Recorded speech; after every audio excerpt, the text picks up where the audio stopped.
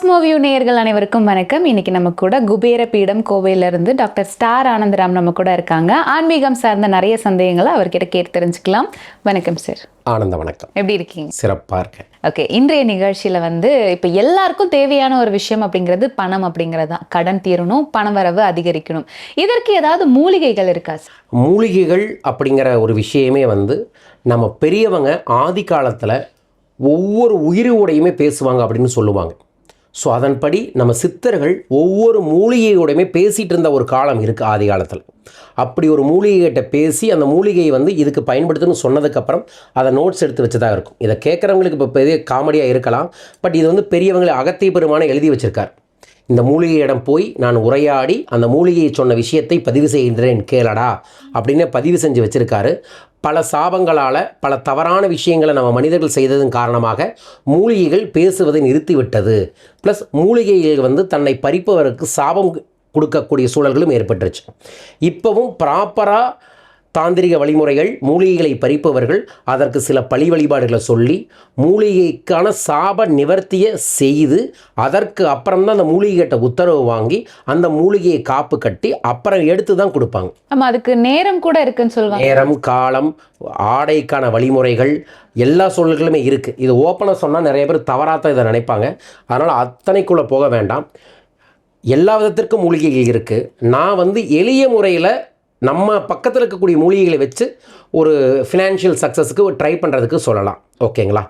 First மூலிகை அப்படின்னா ஒரு மலர் சார்ந்த ஒரு மூலிகையை சொல்கிறேன். இந்த பூவை பறிக்கவே முடியாது யாராலையுமே. அதுதான் நான் இதை க்ளூவாகவே கொடுக்கலாம் மக்களுக்கு. இந்த பூவை பறிக்கவே முடியாது. இந்த பூ பிறக்கிறது, அதாவது இந்த பூ வெளிப்படுறத கண்ணால் யாரும் பார்க்கவே முடியாது. இந்த பூ தானாக நினச்சா மட்டும்தான் வெளியே வரும். ஓகேங்களா? அந்த பூவை யார் ஒருவர் சரியான விதங்களில் அந்த பூவையும் அந்த பூவோட வடக்கு திசையில் போகக்கூடிய சல்லி வேரை எடுத்து காப்பு கட்டி தன்னோட கல்லாப்பட்டியில் வைக்கிறாங்களோ அவங்களுக்கு பணம் தங்கும். பவளமல்லி அப்படிங்கிற ஒரு மலர். இந்த மலரை பறிக்கவே முடியாது. இது பிரம்ம முகூர்த்த நேரத்தில் இறைவனுக்காக இந்த பிரபஞ்சத்திற்காக தானே பூத்து குலுங்கும். இப்போ இந்த பூவை எப்படிங்க பறிக்கிறது அப்படின்னா, நீங்கள் இரவோ அல்லது 3 மணி போல் எந்திரிச்சு ஒரு வெள்ளை நிற சுத்தமான துணியை அந்த பூ செடிக்கு கீழே, அந்த பூ மரம் செடி ரெண்டு சேர்ந்த மாதிரி தான் அது இருக்கும், அதுக்கு கீழே விரித்து விட வேண்டும். அது உதிர்ந்து அதில் இருக்கும். காலையில் போனோடனே அது மண் தொடாமல் மண் படாமல் எடுத்துகிட்டு போய் நீங்கள் இறைவனுக்கு அதை படைக்கலாம். பவளமல்லி அப்படிங்கிறது முன்னாடி வெள்ளையாகும், பின்னாடி பவளம் நிறத்தில் செந்தூரமும் சிவப்பும் கலந்த நிறத்தில் இருக்கக்கூடியதான் பவளமல்லி. இது மகாலட்சுமிக்கு மிகவும் சக்தி மிக்க ஒரு பொருள். இந்த பவளமல்லி பூவோட அடிவேர் வடக்கு திசையில் போகக்கூடிய வேரை கணிச்சு எடுத்து மண்ணில் தோண்டி வேரை கட் பண்ணாமல் வச்சுட்டு அதை நீங்கள் மஞ்சள் தெளித்து கொஞ்சோண்டு பால் ஊற்றி ஒரு பச்சை கயிறை கட்டி மனசார வேண்டணும். நான் இந்த வளர்பிறை வெள்ளிக்கிழமை சுக்கர ஓரையில் உங்களை எடுத்து என் கல்லாப்பட்டியில் வச்சு வழிபட போகிறேன், எனக்கு வழி நடத்துங்க, உங்களோட அருளையும் ஆசையையும் தாருங்கள் வேண்டிக்கணும். இதை அதுக்கு முதிர்ன வெள்ளியிலிருந்து எடுத்து 7 நாளும் தினமும் 6 to 7க்கு லைட்டாக மஞ்சள் லைட்டாக பால் கொடுத்து ஊதுபத்தி கற்பூரம் காமிச்சிட்டே வரணும். 7வது நாள் வெள்ளிக்கிழமையாக இருக்கணும். அது 6 மணிலேருந்து 7 மணிக்குள்ளே கட் பண்ணுறதுக்கு முன்னாடி கற்பூரம் ஆரத்தியெல்லாம் காமிச்சு அவள் பொரியை அதுக்கு பக்கத்தில் போட்டுட்டு அதற்கப்புறம் அந்த வேரை கட் பண்ணணும். கட் பண்ணிவிட்டு மறுபடியும் மண்ணில் அதை புதைச்சிட்டு கட் பண்ணதை கொண்டு உங்கள் பூஜை ரூமில் வச்சு சாமி கும்பிட்டுட்டு அதில் புணுகு, மஞ்சள், ஜவ்வாது இது எல்லாம் தடவி அதைய காப்பு மாதிரி தயார் பண்ணி கொண்டு போய் உங்கள் கல்லாப்பெட்டியில் வைத்து பாருங்கள். ஏதோ ஒரு மேஜிக்கை கண்கூடாக நீங்கள் பார்க்கலாம். இதை வெளியிருந்து ஒருத்தர் செஞ்சு தர முடியுமானா செஞ்சு தரலாம். அப்போ உடனே அதுக்கு ஒரு சார்ஜ் வரும். அதை பார்த்து ஆச்சரியப்படுவாங்க. பட் நம்ம தேவைக்கு நம்ம தேடினோம்னா கிடைக்கும். இந்த பிரபஞ்சத்தில் எல்லாருக்கும் எல்லாமே கிடைக்கும். அந்த தேடுதலுக்கு நேரம் இல்லாதவங்களும் அதில் கவனம் செய்யாதவங்களுக்காகத்தான் ஒரு கட்டணம்னு வந்துடுது. ஸோ இது முடிஞ்ச அளவுக்கு ஒவ்வொருத்தருமே முயற்சி பண்ணி பார்க்கலாம். பவளமல்லி நிறைய இடங்களில் இயல்பாகவே கிடைக்குது. ஸோ அதற்கான முயற்சிகளையும் நிறைய பேர் பண்ணி பார்க்கலாம். ஸோ செல்வம் சேருவதற்கான ஒரு மூலிகை பவளமல்லி. அது இருக்கிறதுல டாப் லெவலில் இருக்கிறதே ஃபஸ்ட்டு சொல்லிட்டேன். 2வது நம்ம எல்லார் வீட்லேயும் கண்ணுக்கு தெரியக்கூடியது மருதாணி. மருதாணி அப்படிங்கிறது ஒரு மருந்து, ஒரு வசிய பொருள், ஒரு திஷ்டி தோஷத்துக்கான ஒரு பரிகார பொருள், ஒரு மருத்துவ ரீதியான உச்சகட்டமான ஒரு பொருள். உடல் எப்போ குளிருதோ அப்போ நம்ம கவனம் அதிகரிக்கும். மருதாணி உடலை குளிர்விக்கக்கூடிய ஒரு தெய்வீகமான ஒரு பொருள். அதனால் மருதாணியை நம்மளை ஃபாலோ பண்ணக்கூடிய பெண்கள், என்னை ஃபாலோ பண்ணக்கூடிய பெண்கள் என்னை பர்சனலாக ஒரு ப்ரோக்ராமுக்கு வராங்கன்னா முந்தின நாளே உட்கார்ந்து மருதாணி போட்டுட்டு வந்து காமிப்பாங்க. ஏன்னா குருஜி பார்த்த உடனே கேட்பார், எங்கே மருதாணி எங்கே, நீ போடாமல் என்ன பண்ணுறேன்னு என்ன கேட்பாருன்ட்டு வாண்டடாக பிளான் பண்ணிட்டு வருவாங்க. நான் மருதாணிங்கிறது கடையில் இருக்கக்கூடிய இந்த கூம்பு செய்யக்கூடிய பேஸ்டெல்லாம் இல்லை, ஒரிஜினல் மருதாணியை பறித்து அரைச்சி அதுக்கு தேவையான தயிரையோ எலுமிச்சம்பழத்தையோ கொட்டைப்பாக்கையோ கலர்ந்து அதைய போடணும். அதை போட்டு அது உங்கள் உடம்புல இருக்கக்கூடிய பித்தத்தையும் சூட்டையும் எடுத்துரும். அந்த நிறத்தை வைத்து அன்னைக்கு அந்த பெண்ணோட மனநிலையையும் அந்த குடும்பத்தோட செல்வ நிலையையும் ஒருத்தனுக்கு தெரிஞ்சிடும். அதை தெரிஞ்சுக்க ஆரம்பிக்கிறதே 15 days ஒன்ஸ். ஒவ்வொரு வளர்வரைகளையும் போடணும். 3ஆம் பிறையில் போட சொல்கிறேன்னு வைங்க, அடுத்த முறை வரும்போது மறுபடியும் 3ஆம் பிறை போடாம்போது அந்த கை ஒரு மங்களகரமான தன்மையை ஏற்படுத்திவிடும். நோய் நொடிகள் வராது. அதற்கப்புறம் ஃபிங்கர் தான் வந்து energy receiving and giving place. அதுக்கு ஒரு கவசமாக மருதாணி போட்டாவே நன்மையை தரும். மருதாணி போட்ட கை பணத்தை கொடுப்பதோ வாங்குவதோ ஒரு தெய்வீக தன்மையை ஏற்படுத்தும். ஸோ அது இல்லாமல் மருதாணி இலையை சாம்பிராணியாக வீட்டில் போடுவதும் கூட செல்வ ஆகர்ஷணத்தை, தன ஆகர்ஷணத்தை ஏற்படுத்தி தரும். இது ஆண்கள் வைக்கலாமா சார்? தாராளமாக வைக்கலாம். இது ஆண்கள் பெண்கள் அப்படிங்கிறது இந்த இயற்கைக்கெல்லாம் இல்லை. நம்ம தான் வந்து ஆணும் பெண்ணும். ப்ளஸ் என்னோட பார்வையில் வந்து இப்போ நான் ஆணாக நீங்கள் பெண்ணாக உட்காந்துருக்கீங்கனாலும் நான் 51% ஆண், 49% பெண். நீங்கள் 51% பெண், 49% ஆண். 2% தான் அப்படி இப்படின்னு. ஓகேங்களா? அது உடல் ரீதியான சில விஷயங்களில் மட்டுமே தவிர ஆணும் பெண்ணும் சமமே. அதுதான் சிவனாகவும் சக்தியாகவும் பிரதிபலிக்கக்கூடிய ஒரு தன்மை. அதனால் மருதாணி என்பது அனைவருக்கும் பொது. அதில் லெஃப்ட் கையில் வைக்கலாங்களா, ரைட் கையில் வைக்கலாங்களான்னா 2 கையில் தான் வைக்க சொல்கிறோம். பட் நம்ம அதிகபட்சமாக ஆண்களை நான் லெஃப்ட் கையில் மட்டும் வச்சுக்க சொல்கிறேன், பெண்களை 2 கையிலையுமே வச்சுக்க சொல்கிறோம். ஏன்னா ஒரு வீட்டோட லட்சுமி பெண் தான். அந்த லட்சுமி எப்படி இருப்பாங்க, எப்போ பார்த்தாலும் ஜல்னு சிறப்பாக இருக்கணும். அதுக்கு ஒரு பேசிக் ப்ராசஸ் மருதாணி பணத்தையும் கொடுக்கும். இதை பார்த்துருக்கக்கூடிய பெண்கள் ஒவ்வொரு 3ஆம் பிறையிலிருந்து சதுர்த்திக்குள்ளே மருதாணியை போடுங்க. ஒரு 3 மாதத்தில் கவனித்து பாருங்கள், என்னமோ நல்லா இருக்குதுங்க அப்படிங்கிற ஒரு உணர்வு வரும். அதை நீங்கள் பயன்படுத்தலாம்.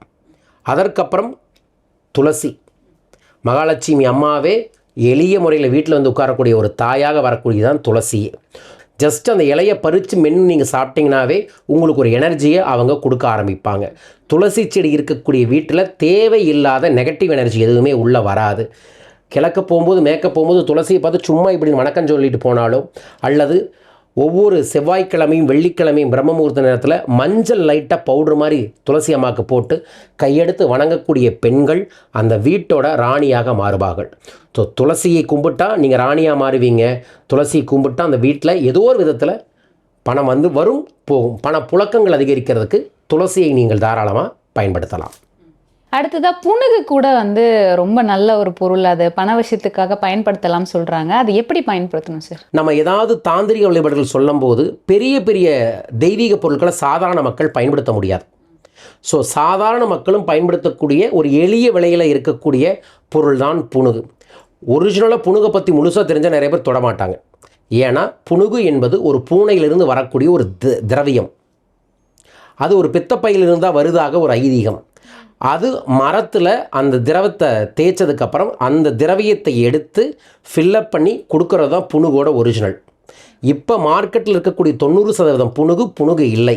அது புனுகு மாதிரி இருக்கக்கூடிய ஒரு மெழுகு, ஒரு சந்தன கலவை மாதிரி இருக்கக்கூடிய பொருள். புனுகு அப்படிங்கிறது இப்போ நான் வச்சுருக்கக்கூடிய நெட்டில் இருக்கக்கூடிய பொட்டுகளும் கூட புனுகுல கலந்து வைக்கக்கூடியது. ஆதி காலத்தில் மூலிகைகளிலிருந்து நிறையா பொருட்கள் புனுகுல தான் வைக்கிறாங்க. திருப்பதி, ஸ்ரீரங்கம் அபிஷேகங்கள் அதிகமாக செய்யாத சிலைகளுக்கு புனுகு சாத்தி தான் வச்சுருப்பாங்க. தமிழ்நாட்டில் இந்த மாதிரி நிறையா கோயில்களில் புனுகு சாத்துதல் அப்படிங்கிற ஒரு நிகழ்வே இருக்குது. அதுக்காகத்தான் பயன்படுத்துறது. புனுகு ஜனவசியத்தை ஏற்படுத்தி தரும், பணவசியத்தை ஏற்படுத்தி தரும். எதற்காக பயன்படுத்துகிறோமோ அதற்கான வசியத்தை ஏற்படுத்தி தரக்கூடிய ஒரு தன்மை புனுகுக்கு சத்தியமாக இருக்குன்னு நானே சொல்கிறேன். ஸோ எப்படி இதை புனுகை பயன்படுத்தலாம் அப்படின்னா, இப்போ இந்த பிரியாணி இலையை ஏதோ ஒரு பரிகாரத்துக்கு எரிக்க சொன்னோம்னா அதில் லைட்டாக புனுகை தடவுங்க. நீங்கள் பொட்டு வைக்கிறீங்கன்னா, குங்குமம் வைக்கிறீங்க, இல்லை பச்சை பொட்டு வைக்கிறீங்கன்னா புனுகை தொட்டு அந்த பொட்டை வச்சுக்கிட்டு வாங்க.